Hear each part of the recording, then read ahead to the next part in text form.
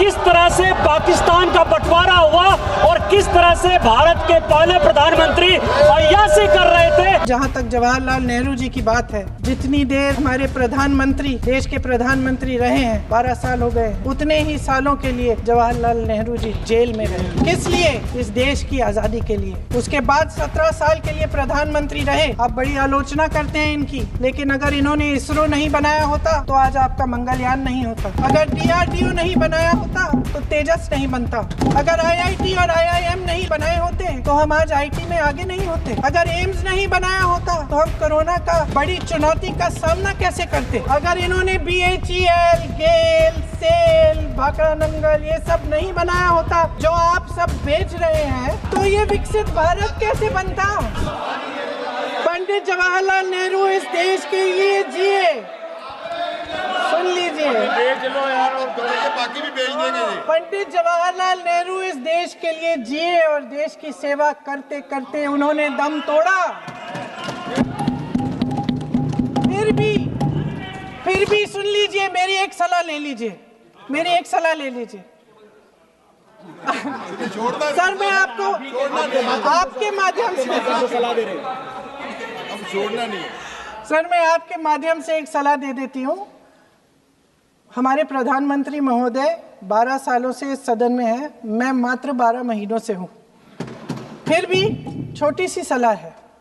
उन्होंने अभी हाल ही में चुनाव था, कुछ महीनों पहले उन्होंने एक सूची निकाली थी कि विपक्षी दलों ने और विपक्ष के नेताओं ने कितने अपमान किए हैं इनके, और उसमें शायद 90-99 ऐसे उन्होंने अपमानों की सूची बनाई थी। तो मैं उनको एक छोटी सलाह देना चाहती हूँ कि नेहरू जी से जितनी भी शिकायतें हैं, जितनी भी गलतियाँ उन्होंने की आपके जहन में, जितनी भी गालियाँ देनी है, जितना भी अपमान करना है, उसकी भी एक सूची बना दीजिए। नहीं, बात खत्म नहीं है।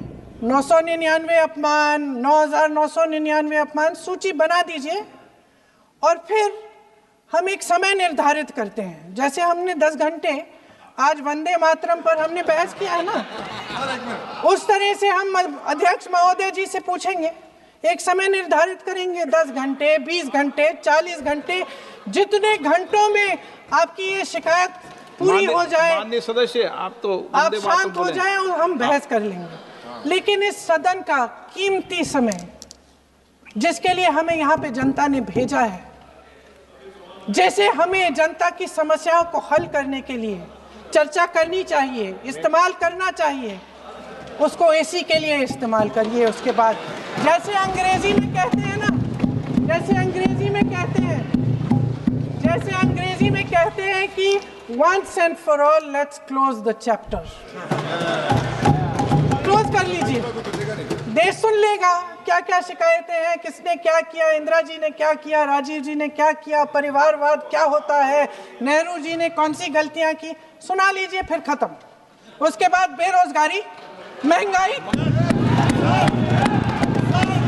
महिलाओं की समस्याएं, जो PMO में हो रहा है उसकी बातें, उसकी चर्चा, जो बैटिंग ऐप के बारे में हो रहा है PMO के अंदर, आप सदस्य प्लीज, जो एप्स्टीन फाइलों में आपके मंत्री महोदय के नाम निकल आए हैं, माननीय उसकी चर्चा करेंगे। आप वंदे मातरम में बोले, आप इधर उधर डाइवर्ट मत हो।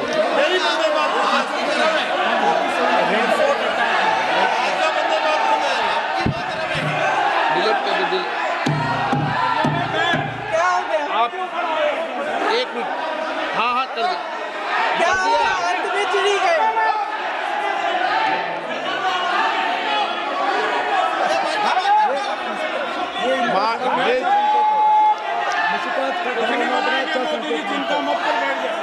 बहुत बढ़िया। माननीय सदस्य 1 मिनट, माननीय सदस्य आप वंदे मातरम पर सार्थक चर्चा करें।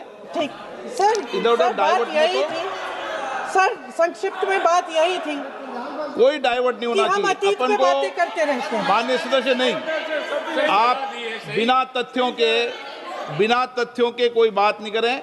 आप वंदे मातरम पे बोले उचित रहेगा।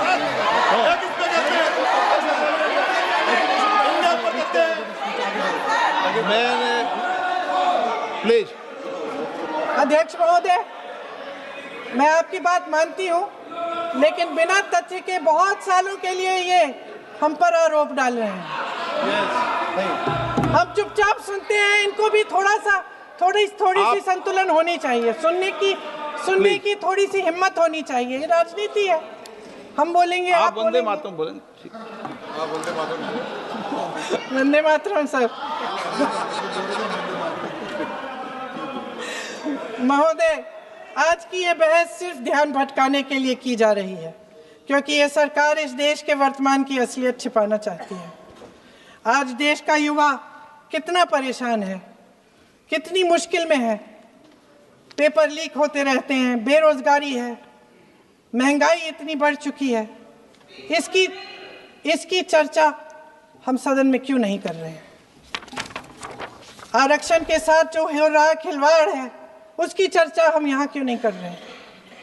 महिलाओं की बात होगी, बड़े बड़े ऐलान होंगे, मगर उनकी परिस्थितियों को सुधारने के लिए कोई ठोस कदम यहाँ क्यों नहीं उठाया जा रहा है?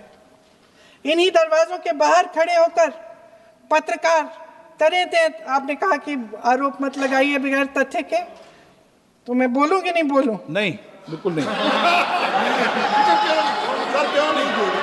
नो, आप उधर की बात मत बोलो। आप जल्दी से सदन में जो कुछ भी बोले वो तथ्यों से बोले। आपको हर चीज ऑथेंटिक करनी पड़ेगी, इसलिए आप तथ्यों से बोले। अच्छा सर, बड़े बड़े शहरों में प्रदूषण है, लेकिन हम इस सदन में बैठकर सिर्फ छोटी छोटी बातें करेंगे। जी, जो अतीत की बातें हैं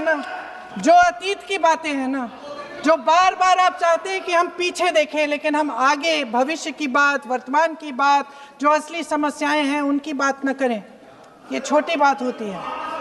आप में हिम्मत है तो भविष्य की बात करिए, हिम्मत है तो बात करिए कि बेरोजगारी क्यों है, कि पेपर लीक क्यों होते हैं। आप चेयर को एड्रेस करें। आपको अच्छा, खत्म कर लेती हूँ, चेयर के एड्रेस करो आप। अध्यक्ष महोदय जी, सच्चाई ये है कि इनका शासन दमन का शासन है। इनकी राजनीति दिखावे की राजनीति है, इवेंट मैनेजमेंट की राजनीति है, चुनाव से चुनाव तक राजनीति है, तरह तरह के ध्यान भटकाने वाले मुद्दों की राजनीति है। जहां तक जवाहरलाल नेहरू जी की बात है,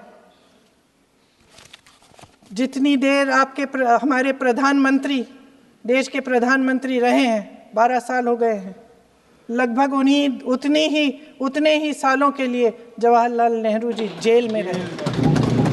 किस लिए? इस देश की आज़ादी के लिए। उसके बाद 17 साल के लिए प्रधानमंत्री रहे। आप बड़ी आलोचना करते हैं इनकी, लेकिन अगर इन्होंने इसरो नहीं बनाया होता तो आज आपका मंगलयान नहीं होता। अगर DRDO नहीं बनाया होता तो तेजस नहीं बनता। अगर IIT और IIM नहीं बनाए होते तो हम आज IT में आगे नहीं होते। अगर एम्स नहीं बनाया होता तो हम कोरोना की जब बड़ी चुनौती का सामना कैसे करते? हाँ, वही बना कुछ भी। इसका मतलब है इस मुद्दे का जवाब नहीं है आपके पास है? अगर इन्होंने BHEL, गेल, सेल, भाखड़ा नंगल ये सब नहीं बनाया होता जो आप सब बेच रहे हैं, तो ये विकसित भारत कैसे बनता?